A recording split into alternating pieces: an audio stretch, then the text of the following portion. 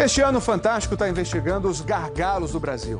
Já mostramos bilhões de reais desperdiçados no sistema elétrico e na transposição do Rio São Francisco. Chegou a hora da série Brasil, quem paga é você. Sônia Bride, qual é o tema dessa noite? Tadeu, hoje nós vamos falar de ferrovias e portos. No preço de tudo que a gente compra, 20% são custo do transporte. Dá R$2 em cada 10, Tadeu. É muita coisa. E a consequência a gente vê. Este ano o Brasil teve uma super safra de grãos. E a comida ficou mais barata? Não ficou. Isso porque o preço do transporte fica mais caro ano a ano. De 2003 até 2011, o frete desde a lavoura mais do que triplicou. É uma situação absurda, Sônia. E essa conta acaba sendo de todos nós.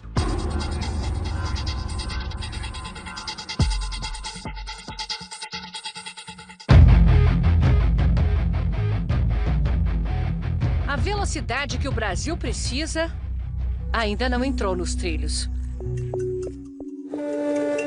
É preciso uma caminhonete fazendo as vezes de trem para percorrer a ferrovia Norte-Sul no centro do país.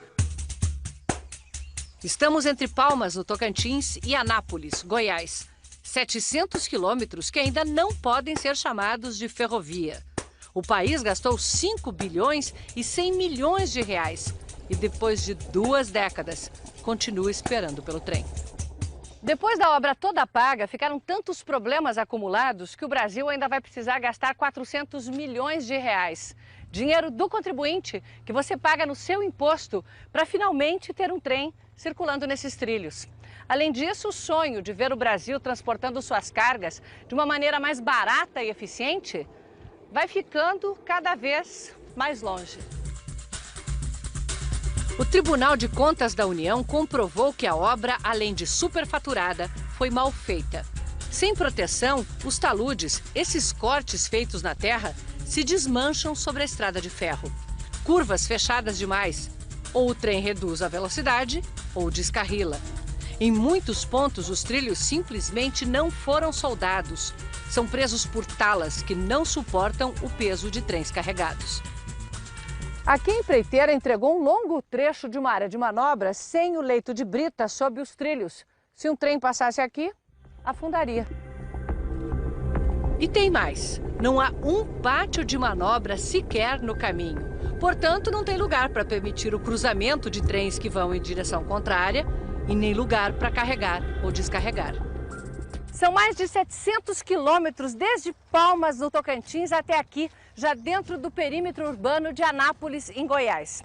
E aí, faltando apenas 6 quilômetros para chegar ao pátio de manobras e ao fim de linha. Não que esse pátio exista. Depois do túnel, tem o espaço e as pilhas de trilhos que, de tanto tempo estocados, estão perdendo a garantia.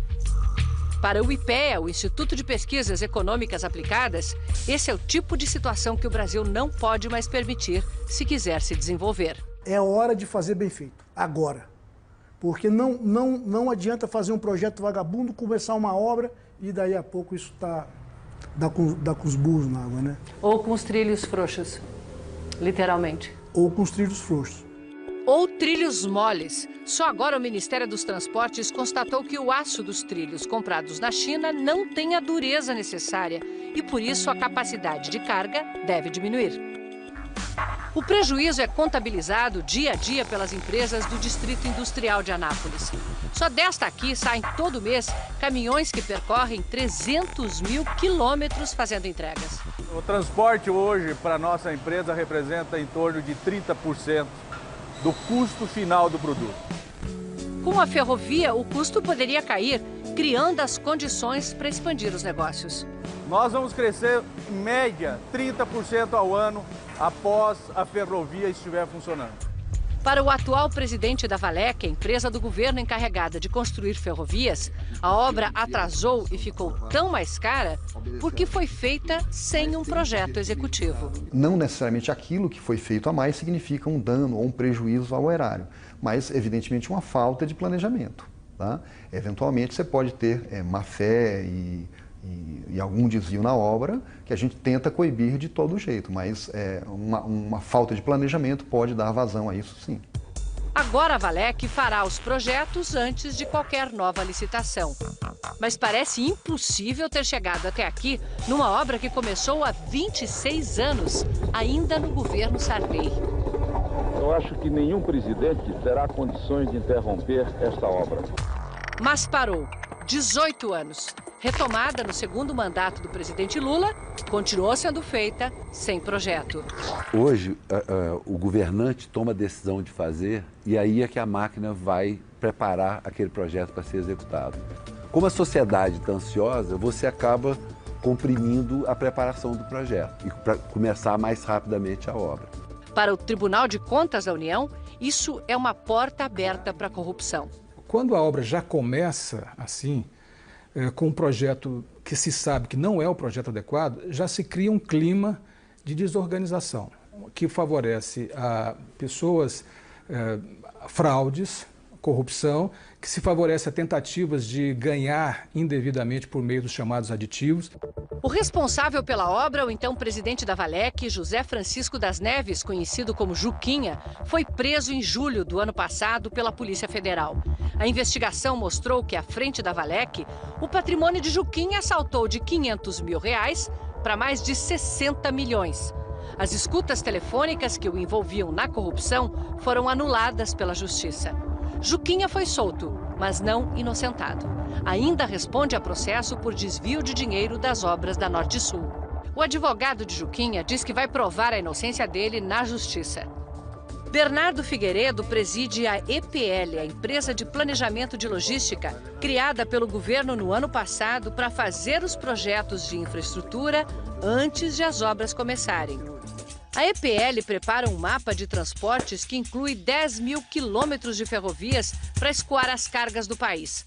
A missão da empresa é inverter essa lógica de desperdícios. Nós precisamos de qualificar melhor a preparação das obras, porque é isso que vai evitar aditivos, obras inacabadas, o contrato que se esgota antes da obra.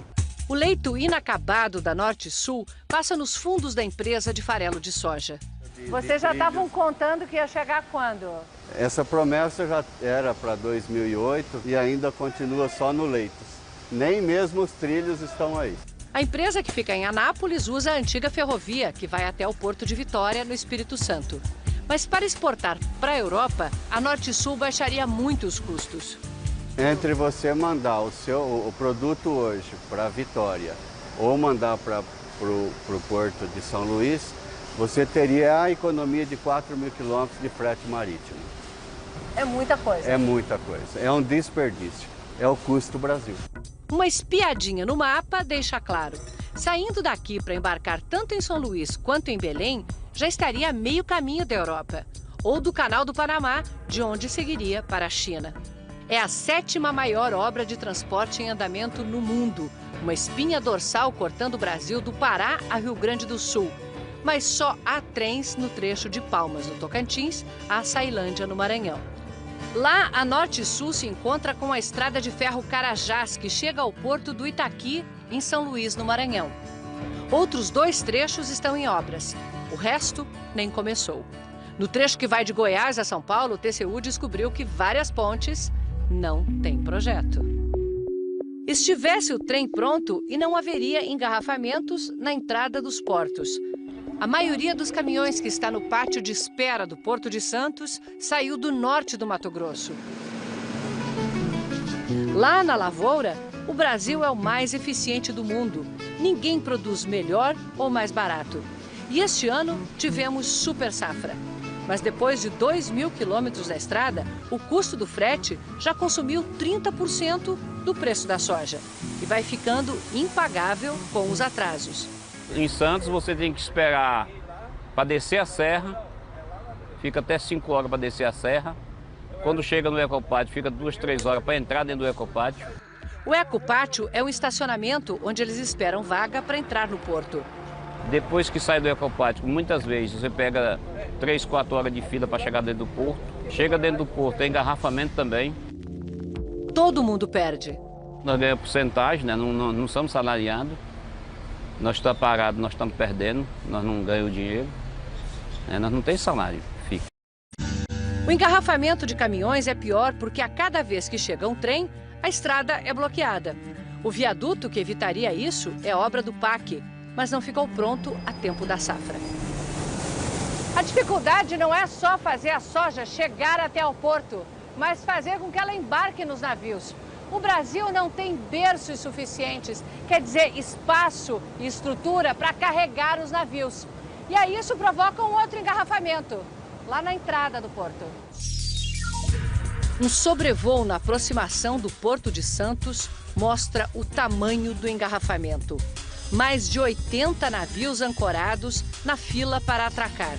Eles vão esperar, em média, uma semana, a um custo de R$60 mil por dia.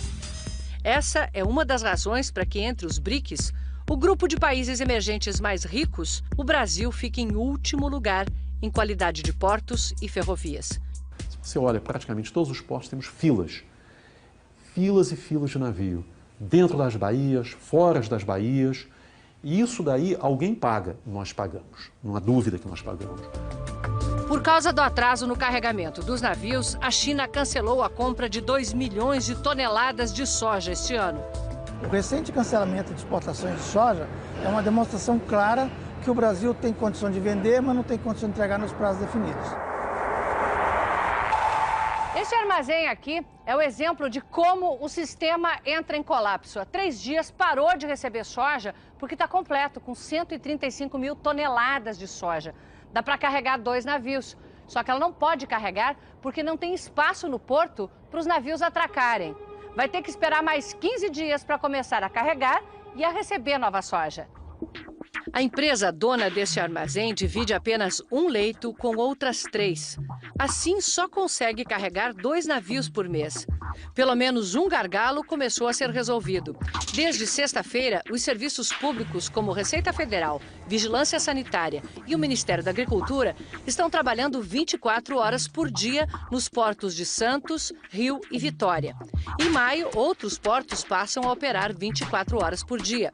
Só isso deve aumentar a capacidade de embarque e desembarque em 25%, segundo a Secretaria Especial de Portos. Pela primeira vez, o Brasil fez um planejamento a longo prazo, de maneira que nós sabemos o que o Brasil precisa de investimentos até 2030. No ano passado, nós movimentamos mais de 900 bilhões de toneladas. Em 2030, deveremos movimentar 2,23 bilhões de toneladas nos nossos portos. Os investimentos previstos são de 58 bilhões de reais, a maioria da iniciativa privada. Na outra ponta da ferrovia Norte-Sul, a soja já chega de trem, apesar de ainda em volume muito pequeno, porque a principal região produtora ainda não tem acesso à ferrovia. Aqui no Porto do Itaqui, no Maranhão, o problema não é a falta de berços. Esse aqui é novinho, ficou pronto em dezembro. Só que não pode ajudar a escoar a super safra, porque não tem armazém para estocar os grãos e nem esteira para carregar os navios. A obra do terminal de grãos ainda está na terraplanagem. Ao lado, num terminal privado de uma empresa de mineração, mais de 3 milhões de toneladas de soja chegam de trem todo ano. É fácil ver como é mais eficiente. Um trem de 80 vagões é descarregado em 8 horas. A mesma carga precisaria de 240 caminhões e 60 horas de descarga. Só que para embarcar no navio, essa soja precisa dividir esteira com ferro. Quando um embarca, o outro para. A empresa está construindo um armazém e esteiras para duplicar a capacidade de embarque. A carga de contêineres também enfrenta problemas. No Porto de Santos, muitos navios, depois da espera, saem com espaço vazio nos porões, porque por falta de dragagem, a entrada do porto é rasa demais e não permite carga plena. O operador do terminal diz que seus preços de operação são competitivos, mas aumentam muito por causa do acesso dos navios e dos caminhões. O custo, então, está em chegar e sair do porto? O custo está exatamente em chegar e sair do porto. Se você fizer um comparativo, o custo de um transporte de contêiner de São Paulo para cá custa mais ou menos R$ 1.200. Isso equivale a $600. Com $600 você atravessa a costa da Americana, da costa leste para a costa oeste. 4.300 quilômetros pelo que pagamos por 120 quilômetros. É que lá vai de trem. Se a ferrovia Norte-Sul estivesse pronta, o Brasil também sentiria o impacto de redução de custos. E, em vez de esvaziar, encheria os cofres públicos. De 2007 até agora, teria faturado 12 bilhões de reais, suficientes para pagar a obra e lucrar 50%. Quanta ineficiência, né?